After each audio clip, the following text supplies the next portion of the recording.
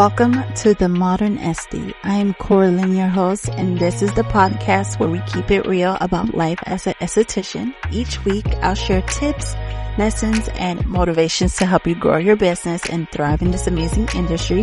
Whether you're just starting out or looking for a boost, this is your space to get inspired and level up. Let's dive in and get into today's episode. Hello, girlies. Welcome back to the Modern Esty. Today's episode is one that I think every esthetician, no matter where you are in your journey, needs to hear at some point, because there comes a time in every esthetician's career when we ask ourselves, is it time to let go of this client? Or more honestly, how do I let go of this client and make it so they can't find me again? I'm just kidding. But yeah, that kind of real talk. So if you ever felt torn between keeping the peace and protecting your peace, this one's for you. Let's start with this. Letting go of a client doesn't make you a bad esthetician or business owner. It makes you a good one. It makes you someone who has boundaries. It makes you someone that likes to protect their peace. And yet we tend to personalize it, right? We think if I stop seeing them, they'll think I'm unprofessional. If I let them go, I'm losing money. If I don't accommodate them, I'm being difficult. But here's the truth. If a client is draining your energy, crossing boundaries, always late, disrespecting your time, or just isn't aligned with your values anymore, it is 100% okay to pivot, to shift, to protect your space and your peace. You are not a service robot, and we're also human. We're not perfect. You're an artist, you're a business owner, and you have to do what's right for you. So how do you know when it's really time to part ways?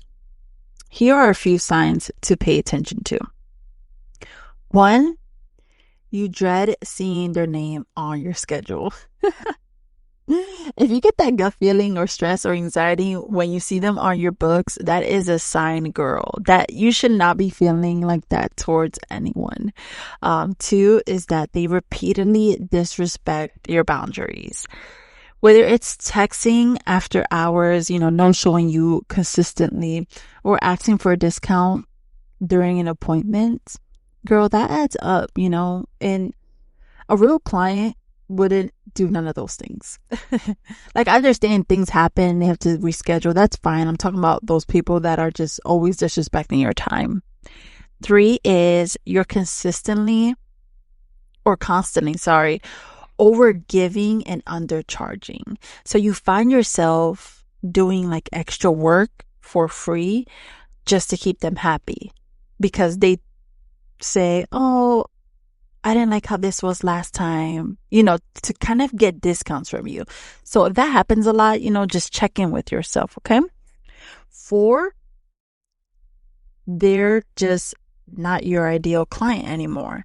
And that's okay. Sometimes you grow and they don't. And that's a good thing that you're growing. You're allowed to evolve and refine your client base as you grow and as you expand your business as well. You know what I mean? So now we're going to dive into, how do you actually let someone go? There are different levels to this that I have learned, and I want to give you the permission to choose what feels aligned with you. Option 1 is being direct, but also being respectful. This works when you want to keep it professional but clear. One good example is saying or sending an email. I like emailing, especially if it's this type of case, because it just keeps it more professional.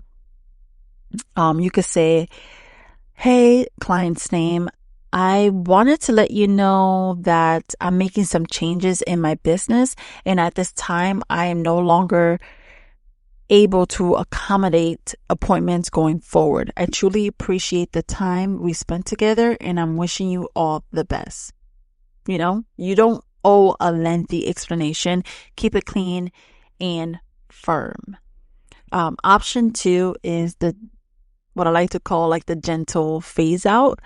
This might look like extending your booking policies, adjusting your pricing or narrowing down your services so that a certain client naturally falls off. This is especially helpful if confrontation isn't your vibe, but you still want your business to evolve. This is probably an option that I would go towards. Option 3 could be full-on ghost mode. I am not saying to ghost a client unless they're like being super toxic and abusive. But in those rare cases, protect your energy and peace however you need to. If you need to block them, block them. If you need to delete their number or delete their account off of your booking system, do that and move on. You don't need to explain yourself to someone who doesn't respect you. Now, I kind of want to get into about like what happens after you let that client go, because that is where like the mindset comes in. Sometimes it feels scary. Like, what if I don't replace that income? Or what if I regret this? What if it hurts my reputation? And they go blabbing to everyone and to all these people, saying their narrative to that. But here's what I learned. When you clear space, better clients come always, especially if you added new policies, upgraded your systems, increased pricing. The clients that come to you after doing that, those are the clients that you want to stick around. Client who values you, clients who respect you and your time, clients who are excited to pay your worth. Like, there's clients I have had that don't even check how much the service was. They just be like, oh my God, I'm so happy. I feel so amazing. I feel so confident. And they just pay and then they tip, girl. They are, they don't even care how much the service was. That's how you know you have someone that respects you and really respects your craft. But, they can't come in if your energy is still wrapped up in people who don't align with your vision. Letting go isn't failure. It's leadership.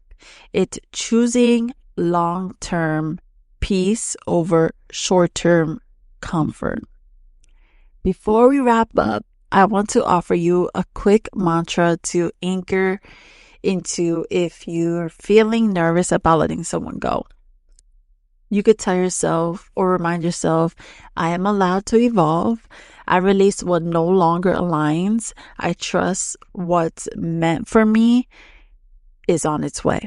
Say it again and again if you need to. Write it down. Make it on your phone background if you have to.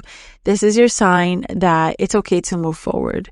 You're not behind. You're not wrong. You're growing. But that's all for today's episode. I hope this has helped someone who's going through this right now. And like always, thank you for listening to the Modern SD. I hope you feel inspired and ready to keep growing. If you enjoyed this episode, don't forget to subscribe, share with a friend, or leave a review.